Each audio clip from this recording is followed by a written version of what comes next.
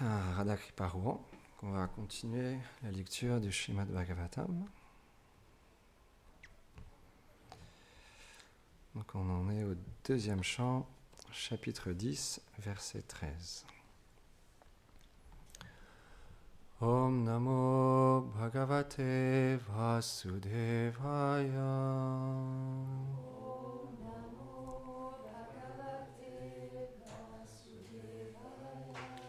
Om Namo Bhagavate Vasudevaya.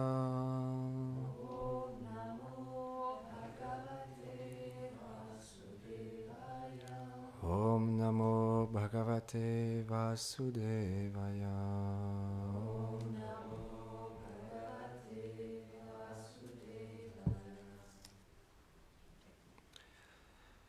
Heko Nanatvam Anvichan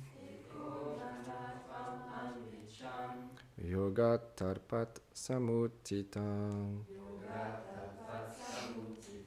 Viryam Hiranmayam Devo Mayaya Vyashrat Tridam. Traduction.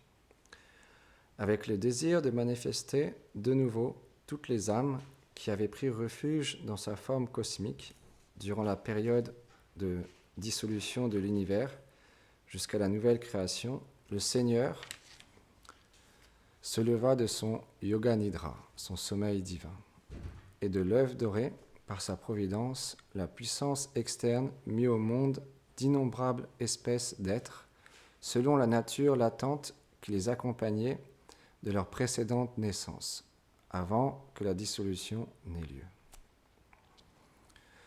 Commentaire.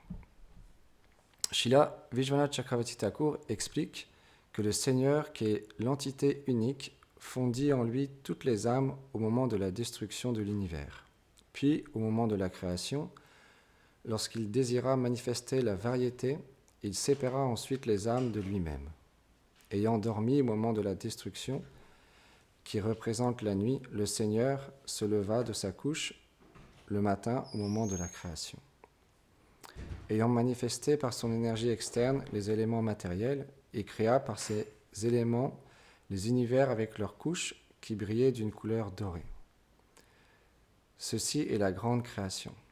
La création de la forme universelle située dans la coque de l'univers, mesurant 500 millions de yojana, apparue de la combinaison de l'énergie du Seigneur avec des parties des éléments tels que le Mahatattva, la forme originelle et indifférenciée de l'énergie matérielle totale. Le Seigneur entra ensuite dans la coque de l'univers. Il l'emplit à moitié de l'eau émanant de sa personne et plaçant la forme universelle à l'intérieur de lui-même. Il alla dormir sur l'océan Garbhodaka, l'eau qui émane de sa personne. Après cela, il se leva de sa couche, il manifesta la totalité de l'univers de couleur dorée en 3 formes. Quelles sont ces 3 formes ? Elles sont Adidevam, Adiatmam, Adibhutam. Elles seront expliquées dans le commentaire du verset 18. Cette totalité devint la tige du lotus émanant du nombril du Seigneur.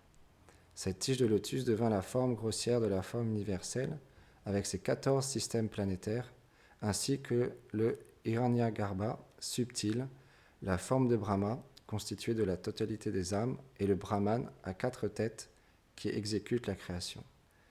Ainsi, Brahma a 3 formes.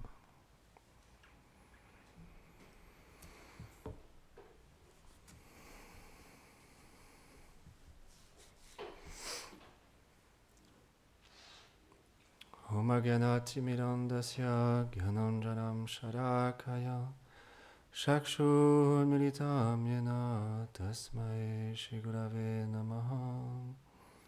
Namam Vishnu Padaya Krishna Prestaya Bhutale Shrimati Bhaktivedanta Swami Niti Namine.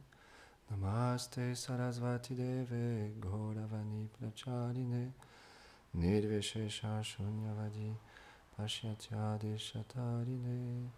Jai Shri Krishna Chaitanya Prabhu Nityananda Shri Advaita Gadadhar Shivasadi Gaur Bhakta Vrinda, Hare Krishna, Krishna Krishna, Hare Hare, Hare Rama, Rama Rama, Hare Hare, Vrindaye Tulasi Devyaye, Priyaye Keshavasya Cha, Krishna Bhakti Pratidevi Satyavate Namo Namaha.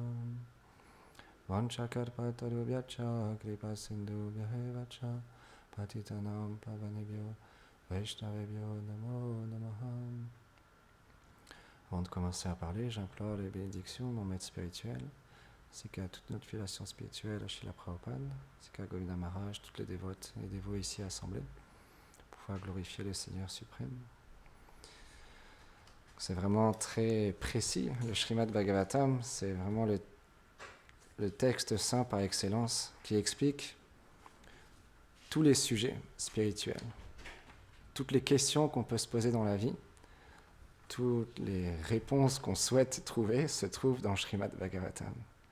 D'où on vient, qui nous sommes, quel est le but de la vie, pourquoi nous sommes ici, qu'est-ce qu'il y a à l'origine, pourquoi ce monde existe, le temps, les influences de l'énergie matérielle et comment en sortir. La solution aussi est expliquée dans le Srimad Bhagavatam. Donc c'est pour ça que les Gaudiya Vaishnavas chérissent particulièrement le Srimad Bhagavatam. Dans ce verset, c'est très intéressant de voir d'où on vient. On est arrivé dans ce monde, c'est expliqué, donc on émane du Seigneur suprême. On est une partie infime de sa personne.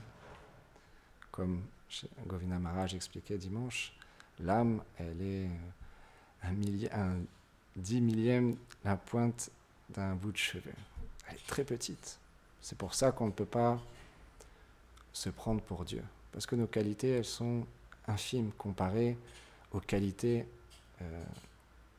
incommensurables du Seigneur suprême. Nous pouvons créer certaines choses dans ce monde. À travers notre intelligence qui nous est donnée par le Seigneur suprême, nous pouvons concevoir certaines choses, comme un micro, une horloge, une table, une chaise, construire un bâtiment. Le Seigneur nous donne l'intelligence de créer certaines choses, mais nous ne pouvons pas créer Jiva, l'âme. Nous n'avons pas ce pouvoir de création. On peut se prendre pour Dieu, on peut être contre Dieu, penser que Dieu n'existe pas. Mais Srila Bhaktisiddhanta Saraswati Thakur Prabhupada, récemment, c'était son jour d'apparition, et il a expliqué certaines histoires pour expliquer des tattvas, des vérités philosophiques. Et je trouvais ça intéressant. Une des histoires que j'ai écoutées, un jour, il y avait 4 aveugles qui voulaient expérimenter qu'est-ce qu'un éléphant. Et donc, ils ont demandé au roi, s'il vous plaît, ô cher roi, nous sommes aveugles, mais on aimerait savoir qu'est-ce qu'un éléphant. Donc, à travers le toucher, nous allons pouvoir comprendre qu'est-ce qu'un éléphant. Donc, le roi, il a dit d'accord, il a fait venir un éléphant pour réciproquer avec le désir de ces personnes, ces citoyens. Et donc, ils se sont approchés de l'éléphant. Il y en a un, il a pris sa trompe, il a pris la trompe de l'éléphant, et puis donc il a touché l'éléphant. Il ne pouvait pas voir qu'est-ce que c'était exactement, donc il s'est dit c'est long. En fait, l'éléphant, c'est comme un serpent. Parce que lui, il touchait simplement la trompe. Donc il percevait, à travers ses sens de toucher, que la trompe de l'éléphant, en fait, c'était un serpent. Donc un éléphant, finalement, c'est comme un serpent. Et un autre, il touchait le pied de l'éléphant, la patte d'un éléphant. Et donc il s'est dit, en fait, c'est comme un arbre. Donc l'éléphant, c'est un arbre. Parce que le pied d'un éléphant, c'est très gros, comme un arbre. Et donc ensuite, il y en a un autre qui a touché la queue de l'éléphant. Et là, je ne sais plus, je crois que c'est... s'il y en a qui s'en rappellent. Une corde, voilà, c'est ça, merci Maharaj. Et donc celui qui a pris la queue, il s'est dit, en fait, c'est une corde. Donc l'éléphant, c'est une corde. c'est pas différent d'une corde. Et il y en a un autre qui touchait le corps de l'éléphant. Et donc il pensait que c'était comme un mur. Et donc, chez la Bhaktisiddhanta Sarasvati Thakur Prabhupada, il explique de la même manière, on peut percevoir les vérités de ce monde, on peut percevoir les choses de ce monde à travers notre intelligence, mais qu'est-ce qu'on connaît véritablement du monde ? Est-ce qu'un éléphant, c'est comme un serpent ? Nous qui avons la vision, on peut voir un éléphant, ça n'a rien à voir avec un serpent, c'est complètement différent. Dire d'une corde, d'un arbre ou d'un mur, c'est complètement différent. Donc naturellement, c'est pourquoi nous devons nous référer toujours aux shastras, aux gourous et aux acharyas, pour comprendre les vérités philosophiques, les points spirituels qui nous ont été donnés. On peut l'accepter ou pas, ça c'est libre à chacun, mais une vérité reste une vérité. Un éléphant, ça reste un éléphant, c'est pas une corde. De la même manière, les textes saints, ce sont la vérité. On choisit après de l'accepter ou pas, mais c'est la vérité. Comme explique ce verset, d'où on vient, c'est clair. On peut l'accepter ou pas, ça reste une vérité. Et donc, naturellement, comme explique ce verset, on est passé à travers d'innombrables formes d'espèces vivantes. Donc, on a eu tellement d'expériences dans ce monde. Et donc, on perçoit les choses tous de différentes manières. Suivant nos vies passées, nos impressions des vies passées, alors on perçoit les choses de différentes manières. Et on explique les choses de différentes manières. Et on vit de différentes manières. Parce qu'on a tous aussi le libre arbitre de faire des choix, de choisir d'aller vers une vie spirituelle ou pas, d'avoir la foi, comme Srila Vishwanath Chakravarti Thakur il explique dans le Madhurya Kadambini, d'où vient la foi. La foi, elle vient quand on accepte les vérités, les shastras, les textes saints qui expliquent la bhakti, la dévotion. Et quand on développe cette foi, elle peut venir naturellement, c'est expliqué, ou par la grâce d'un dévot. La majorité du temps, c'est par la grâce d'un dévot. C'est pourquoi c'est tellement important d'organiser des conférences, des occasions pour parler, pour glorifier le Seigneur suprême et pour partager ses livres et ses gloires. Parce que de cette manière-là, une personne peut développer la foi. Elle rentre en contact avec un livre spirituel, comme le Srimad Bhagavatam, la Bhagavad Gita. Elle ouvre le livre et Krishna dans le cœur et le dévot, à travers sa puissance d'écriture, touche le cœur d'un jiva. Et là, la foi commence. Et c'est quelque chose de très dynamique, parce que quand il y a la foi qui commence, alors, naturellement, on va vouloir s'associer avec des personnes qui sont aussi dans cette démarche spirituelle, dans cet éveil spirituel, qui ont des réponses à nous donner. Parce qu'un livre seul, si on n'a pas encore assez de sukriti, des vies passées, alors, encore une fois, on va le percevoir à travers notre qualification. Mais quand cette foi commence à grandir, alors on désire s'associer avec les saints Vaishnavas, les sadhus. Ceux qui ont lu les Écritures, qu'ils ont réalisées dans leur cœur et qui les appliquent parfaitement. Eux, alors, ils vont pouvoir nous enseigner. Pas comme on l'entend de nos jours avec un patron qui nous dit quoi faire et qui veut quelque chose en retour de nous et qui nous exploite.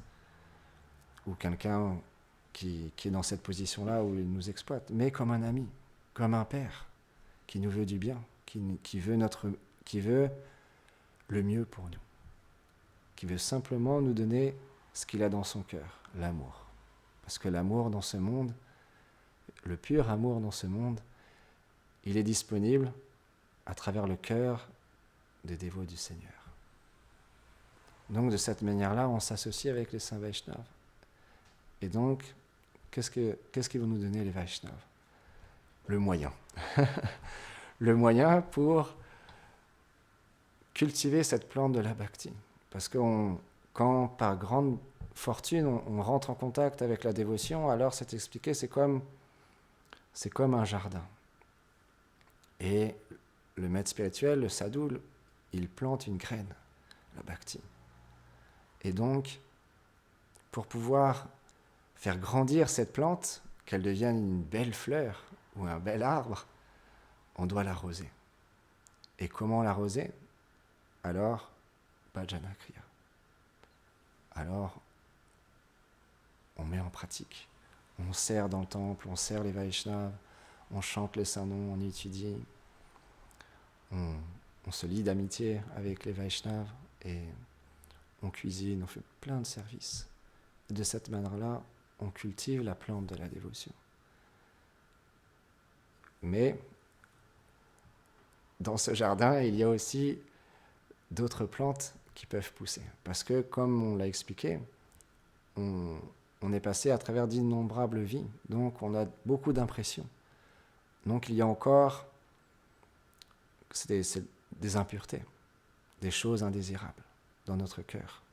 De la même manière que si on va à la brocante, on trouve un miroir qu'on a envie d'acheter, mais ce miroir-là, il est dans la brocante depuis peut-être 5 ans ou 10 ans. Donc il est très très sale.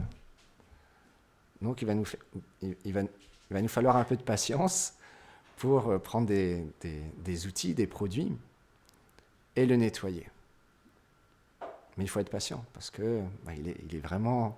Il est dans cette brocante depuis très longtemps. Donc naturellement, il est très très très sale, très, très abîmé. Donc on va devoir l'astiquer, le réparer, et donc ça va prendre un peu de temps. Notre cœur, c'est de la même manière. Ça fait longtemps que nous avons, peut-être, pour certains d'entre nous, cultivé des tendances de nos vies passées, et même de cette vie. Et on a encore du mal à les arrêter. Et donc ça prend du temps. Il faut être patient envers nous-mêmes et envers les autres. Parce que c'est quelque chose de normal. On ne peut pas en vouloir au miroir qui a été placé dans la brocante depuis 10 ans d'être sale. On ne peut pas lui en vouloir. Il est dans une brocante où il y a plein d'objets, il y a plein de gens qui passent. Donc forcément, il va y avoir des saletés qui vont se poser sur lui. Il va être parfois bousculé, donc il va tomber sur le sol, il va être abîmé. C'est la même manière avec notre cœur aussi. On a vécu tellement d'expériences dans ce monde, on a tellement d'impressions, des gens qui nous ont triché ou des mauvaises expériences qui fait qu'on est méfiant, qu'on a des tendances parfois à différentes mauvaises choses, la colère, la jalousie, l'envie, la concupiscence, qui font que on n'est pas encore complètement pur, mais c'est pas grave, parce qu'on est sur la voie, on est sur le chemin, et on a accepté Sashraddha, on a accepté le processus. Et on a foi dans ce processus. Même si on comprend qu'on est imparfait et qu'on n'a pas encore mis pleinement en application le processus, on a foi dans le processus. Et ça, c'est déjà extrêmement rare. C'est très précieux. La vie humaine est très précieuse. Les acharyas, les textes sacrés expliquent que la vie humaine, elle est extrêmement précieuse. Parce que c'est extrêmement rare de l'obtenir.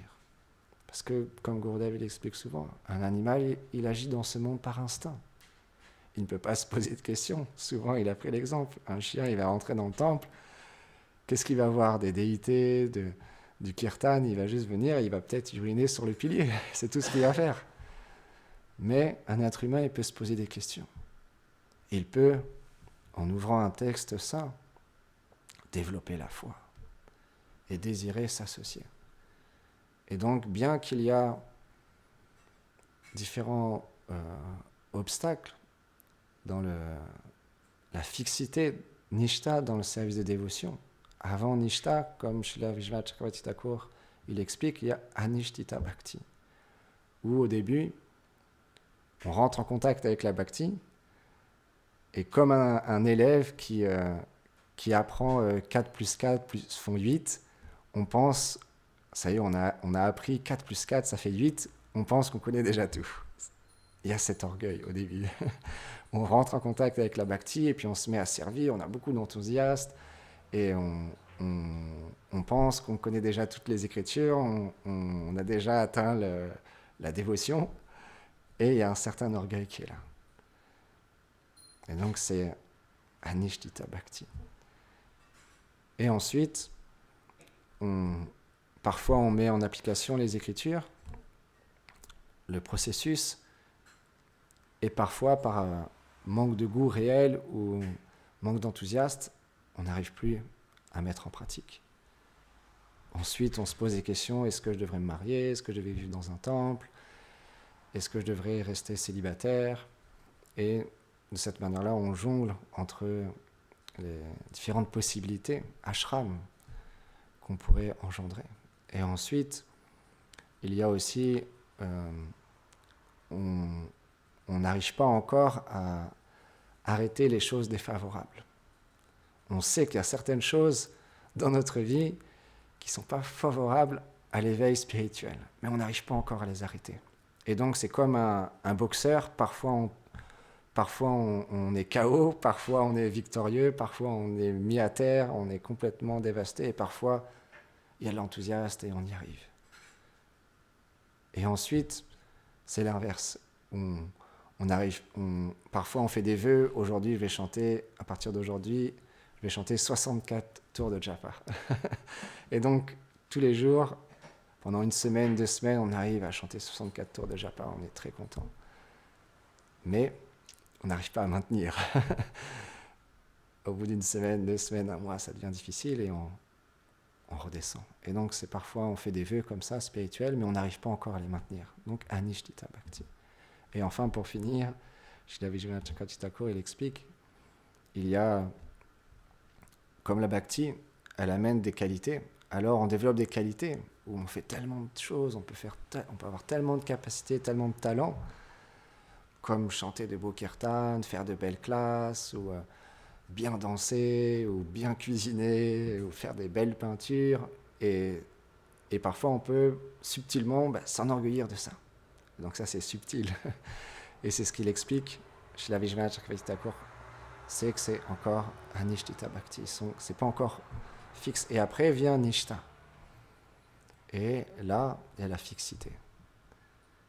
Mais c'est par la grâce des Vaishnavas qu'on arrive à Nishta. Et donc, chez la Vishwanath Chakravarti Thakur, il explique après les autres stades qui sont Ruchi, Ashakti, Bhav, Prem. Et donc, tout ce processus, c'est extrêmement scientifique. On peut le voir dans notre vie. En ce moment, je lisais ce livre que j'aime beaucoup. C'est très parlant pour nous, parce qu'on peut voir où on en est, mais en même temps, quand on est associé avec les Vaishnavas, alors ça nous fait développer l'envie d'aller plus loin. Parce qu'on voit la situation dans laquelle on se trouve, et on voit dans la situation dans laquelle se trouvent les saints Vaishnavas. Comme on entend les glorifications de Jagannath Das Babaji Maharaj, ou de Srila Bhaktivinoda Thakur, Srila Bhaktisiddhanta Sarasvati Thakur, Prabhupada, Srila Bhaktivedanta Swami Prabhupada. Il y a tellement de Vaishnavas. Quand on entend parler, leur qualité, leur amour qu'ils ont pour Krishna, et l'amour que Krishna il a pour eux, parce que c'est ça qu'on cherche. On cherche à aimer et à être aimé. Mais pas un amour cheap, petit, qu'on trouve dans ce monde aux 4 coins de rue, la concupiscence. Pas cet amour-là, qui est l'inverse de l'amour véritable. C'est quoi l'amour? C'est un élan de servir le couple divin spontanément, sans rien désirer en retour. Et c'est ça qu'on cherche, parce que l'âme, comme explique ce verset, on est fait pour ça, on a été créé pour ça. On existe pour ça, pour donner du plaisir au couple divin. C'est notre fonction, c'est ça. C'est pourquoi on doit étudier, c'est pourquoi on doit écouter les saints Vaishnavas, parce que quand eux ils parlent, j'écoutais une classe de Gurudev ce matin, c'est ça qui est très puissant. Parce que quand les Vaishnavas, comme mon gourou, il parle, ça touche notre cœur. Parce que lui, il a vraiment l'expérience de ça, de l'âme qui il est. Et donc, il y a un pouvoir spécial quand on accepte un maître spirituel qui nous donne le refuge, qui nous nourrit à travers son cœur. Quand lui, il parle, il y a un effet spécial dans notre cœur. Ça a un effet différent. Ça touche notre cœur d'une manière très particulière. Et ça, c'est chacun expérimente avec son propre maître spirituel. Ça a le même effet, parce que Guru, il est un. Donc chacun peut expérimenter, à travers l'écoute du Harikatha de son maître spirituel, une relation spéciale. Et il peut être touché à travers ses paroles. Parce que les paroles des saints Vaishnavas, c'est lourd, c'est très puissant. Peu importe les sujets qu'ils parlent, c'est très puissant. Parce qu'en temps, lieu et circonstances, ça va avoir un impact particulier dans notre vie. Pour nous recentrer, pour nous resituer, nous donner la force, nous encourager à continuer. Parce que le maître spirituel, il a conscience des deux mondes. Il a conscience, le vrai maître spirituel qui est qualifié, qui a accès à la demeure éternelle du couple divin. Il voit et il expérimente et il vit la perfection dans sa forme éternelle, dans sa relation avec le couple divin. Et donc il vit des émotions immenses. Et il voit ce monde. Et il voit la situation dans laquelle on est. Et il voit la situation dans laquelle tous les êtres se trouvent. Donc il y a de la compassion. Donc quand il parle, c'est imbibé de cet amour, de cette compassion qu'il a envers tous les êtres vivants. Quand il écrit, c'est la même chose. Parce que tout ce que fait un Vaishnava, c'est pour faire plaisir, pour donner du plaisir au couple divin et pour servir les êtres. Parce qu'il est envoyé dans ce monde pour ça. Sinon, pourquoi il serait venu ici ? Il n'a rien à voir avec ce monde. Le Vaishnava qualifié, ce qu'il vit, c'est incroyable. On peut juste que désirer. Le désir, c'est gratuit. Et il n'y a pas besoin de qualification. On prie simplement Nityananda, comme c'était l'apparition du Seigneur Nityananda, de nous amener au pied d'un Vaishnava, de nous amener au pied de Nityananda et Gauranga. C'est tout ce qu'on demande. Parce qu'on sait, on voit, Srila Vishwanath Chakravarti Thakur, il a expliqué, on sait exactement où on en est. En tout cas, moi, je sais exactement où j'en suis. Et j'en suis pas très loin. Mais il y a le désir. Pourquoi ? Parce qu'il y a l'association. Sans association, on ne peut pas cultiver le désir. C'est pas possible. Tout seul, c'est impossible. J'ai fait l'expérience seule, j'arrivais plus. J'arrivais plus à chanter. J'arrivais plus à lire. J'arrivais plus à avoir de goût dans la vie. J'étais perdu. Dès que je me suis associé, petit à petit, c'est revenu. Et ça continue à s'éveiller de plus en plus, petit à petit, à mon niveau. Mais c'est pas grave, parce que par la grâce de Srila Prabhupada, par la grâce de mes maîtres spirituels,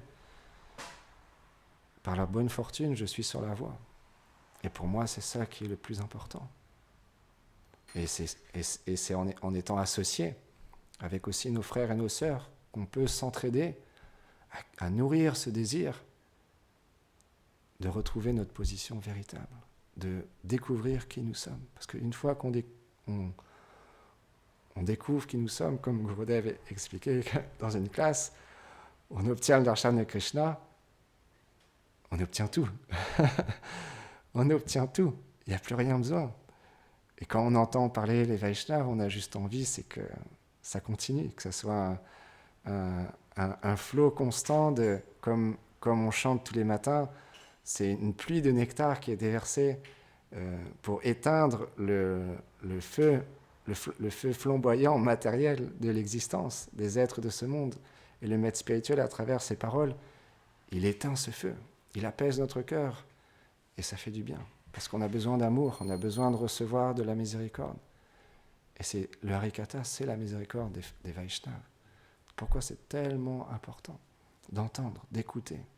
Comme Srila Bhaktisiddhanta Sarasvati Thakur Prabhupada, il expliquait, j'ai besoin qu'une chose, que vous me prêtez vos oreilles. C'est la seule chose qu'il demandait, pour qu'il infuse les gloires du Seigneur, les divertissements du Seigneur. Pour finir sur une note douce, j'écoutais ce matin justement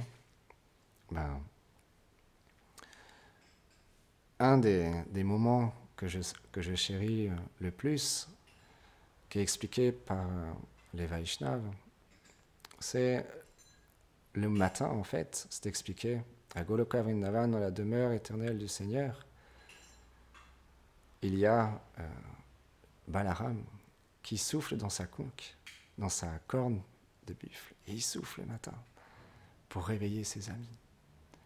Et tous les pattes qui se trouvent dans leur maison, ils se réveillent, ils s'habillent d'une manière tellement merveilleuse, et ils sortent de leur maison. Et là, c'est le festival. Chaque petit garçon, chaque pâtre, il n'a qu'une seule chose dans son cœur, aller voir Krishna. Et ils ont tous ce sentiment. Parce que Krishna, il va donner son darshan bientôt. Et donc, ils se réveillent. Et chacun, ils se joignent les uns les autres. Et Gurudev, il expliquait une fois dans une conférence, c'est tellement merveilleux, la rencontre entre les sakas, entre les pâtres. Comment ils sont tellement heureux de se retrouver.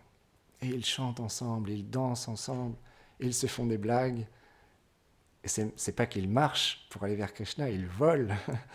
Ils touchent plus le sol parce que à Vraj, chaque pas est une danse, chaque parole est une chanson, chaque jour est un festival. Et donc ils se dirigent comme ça à la demeure de Krishna. Et au même moment, Mère Yashoda, on a célébré l'apparition il y a quelques jours, elle réveille Krishna. Krishna qui venait juste d'arriver dans sa chambre parce qu'il avait passé la nuit avec Shrimati Radharani et les gopis. Et donc, Yashoda, Maya, elle réveille Krishna par des mots doux. Elle fait apparaître les rayons du soleil parce que les rayons du soleil qui touchent le visage du corps de Krishna lui rappellent Shrimati Radharani.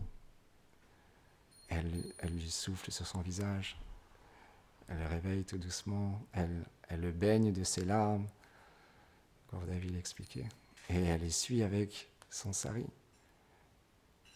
Et aussi, au même moment, il y a des sakas qui sont très proches de Krishna, comme Madhu Mangal, qui viennent dans la chambre, ils sautent sur son lit. « Hé Krishna, qu'est-ce que tu fais? Tout le monde t'attend. Viens vite, viens vite. » Tout le monde t'attend, parce que, Gurudev expliqué dans cette conférence, il y a des millions de sakas, c'est inimaginable. L'espace à Vraj, ils peuvent se faire le plus grand comme le plus petit. C'est inconcevable.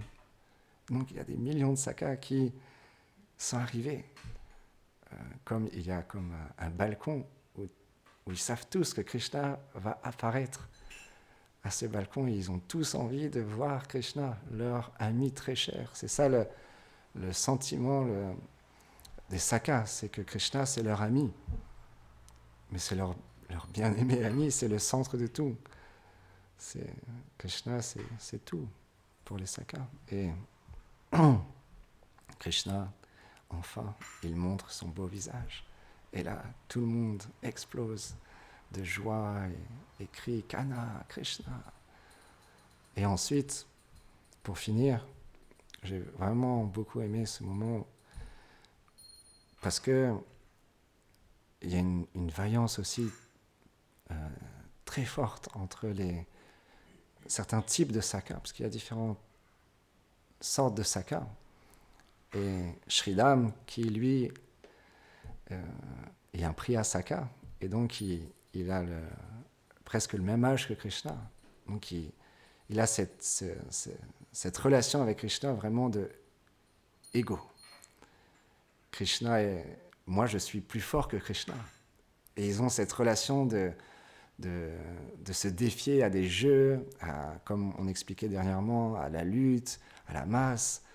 Et parfois, parce que tout ce qui existe dans ce monde, c'est le reflet, comme expliquait Govinda Maharaj, c'est le reflet perverti du monde transcendantal. Donc il y a plein de sortes de jeux, comme on peut voir sur ce tableau, où les pâtres se jettent des boules de fleurs. Et parfois, ils vont dans un lac, et il y a toute une mise en scène qui est organisée avec des rondins de bois qui sont placés sur le lac. Et donc là, le but du jeu, c'est que chaque pâtre se positionne à une extrémité du rondin de bois et doit faire tourner le rondin de bois pour faire tomber l'autre avant. Et à ce moment, j'ai vraiment beaucoup aimé. Gurudev, il explique, Krishna, il est tellement fasciné, conquis par l'amour de ses dévots, qu'avant même que le combat commence, Krishna peut parfois être vaincu. Imaginez-vous la beauté de Sridham, la beauté des amis de Krishna. C'est incroyable. Simplement, on n'a qu'une chose à faire, c'est prier. Prier fort pour, peu importe quelle que soit notre relation, notre position éternelle dans cette demeure, elle sera parfaite. C'est ça qu'expliquent tous les Vaishnavas. Qu'on soit dans le sentiment amitié, parental, de ce sentiment de servir, ou conjugal, c'est parfait, parce que tout est parfait dans cette demeure.